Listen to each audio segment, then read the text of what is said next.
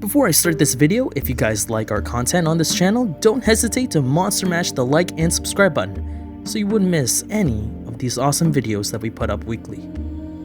Anyway guys, on to the show. Hello my fellow ghouls and ghoulettes, and welcome back to another episode of Monster Planet, where I talk about a monster's brief history, how it affected our modern world today, and how media portrays the monster.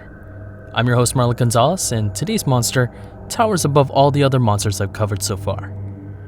Anyway guys, let's get started.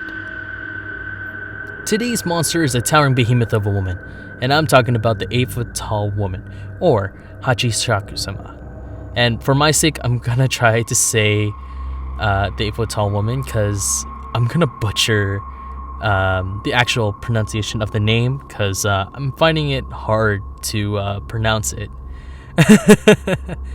Anyways, the 8-foot tall woman originated from Japan, but her origins doesn't have a concise point. But the earliest known documentation that came onto the internet was on August 26, 2008. But events that were detailed in this documentation happened in 1998. It's unknown whether the subject surfaced prior to 1998 in 1998 or in 2008. Sources vary. In all her other stories, she picks out her victims, usually the victims hearing a po-po-po sound from encountering her. And her victims usually range from 3 to 17 years old.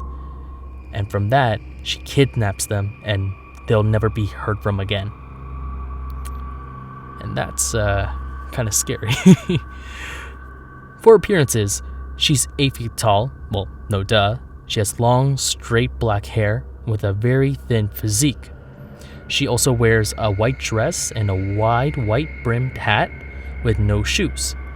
But the clothes change from telling to telling, as in one story, she wears a tattered kimono, and while the other, she's draped in a funeral shroud. Not gonna lie, out of all the monsters I covered so far, she has a very wide array of outfits that she can wear, which is pretty fashionable and stylish. For abilities, she possesses teleportation, incredible stealth, immortality, manipulation, and other vast supernatural abilities. Now, you might be wondering how to beat this gargantuan monster of a woman. Well, lucky for you, there is a solution, or solutions. First, tell an adult that is knowledgeable and trustworthy in the subject of Hachishakusama. Second, prepare a room for the victim to stay the night. And lastly, and this is important, cover the room with charms, cover the windows with newspaper, scatter salt in each of the corners of the room, have a Buddha statue inside a small wooden box, and have 2 charms. One should be placed on the victim, and the other should be hung on the newspaper coverings on the windows.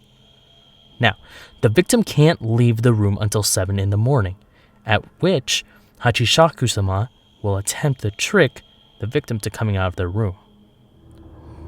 Either being saying, "It's okay, you can come out now," or it's already 7, all of that. Don't fall for it. A more permanent solution is to leave, but it's a little complicated, in which you need a van that can seat 9 people. 8 of them have to be blood relatives who are adults to the victim. Now, one must be a driver, and the other person has to be or is a spiritual or has any holy significance, and must know a specific chant that is required for the events to come, in which man, I really hate butchering the name, the 8-foot tall woman, would come. Now, the victim must be in the center while the other 8 are at the front, beside, and behind the victim. And the victim must close their eyes and keep their head down while the driver keeps driving, while the spiritual person continues to chant. Even if there's like tapping and pounding on the van and, she's trying to tempt for the victim to look, the victim must never look. Now, if the tapping subsides, then congrats, you did it. You made it out. You and the victim are completely alive and safe. And you just hope for the best. For how it affected our modern world, she hasn't had much an effect in terms of, outside of the East. But her influence in the culture of Japan is very prominent in terms of yokai lore. But in recent years, she's been getting more into the mainstream spotlight with the new Resident Evil 8 Village, where you encounter her as one of the main villains of the game. Now, quick side note, she is not the villain. She is a villain, but she's kind of like the core inspiration for the villain that you meet. Anyways, with that, she's become a very quote-unquote lovable and curvaceous, very loved by the fans character. And this is me putting it lightly. But you guys know that I know what I mean, right? You guys know. Like other monsters that weren't relatively well known, like the Wendigo or the Strigoi or Puka, it's honestly, pretty exciting to see all the monsters who aren't well known get the spotlight that they deserve, especially the 8-foot-tall woman. For how media affected the monster, like I said before, the game Resident Evil 8 has been a huge help to push her into the spotlight. A side note, I don't know if this was intentional, but the Hachishakusama is 8 feet tall, and this game is the 8th installment. But I digress. I hope it wasn't, or it is intentional, sorry. I just hope it is, because it'll be really funny. Anyways, this isn't the only thing that features the Colossal Woman. There are a lot of stories and webcomics that showcase how mysterious and scary she actually is.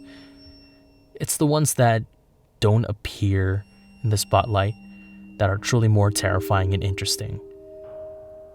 I suggest that you guys go and, take your time and go through like the various lore and stories that people, have documented over, years, or people who put webcomics about it. It's very interesting. I suggest you guys go and read about it. It's fun. Well, that's all the time I had for you ghouls and ghoulettes. And remember to listen to your elders, guys. Unless you want to risk punishment.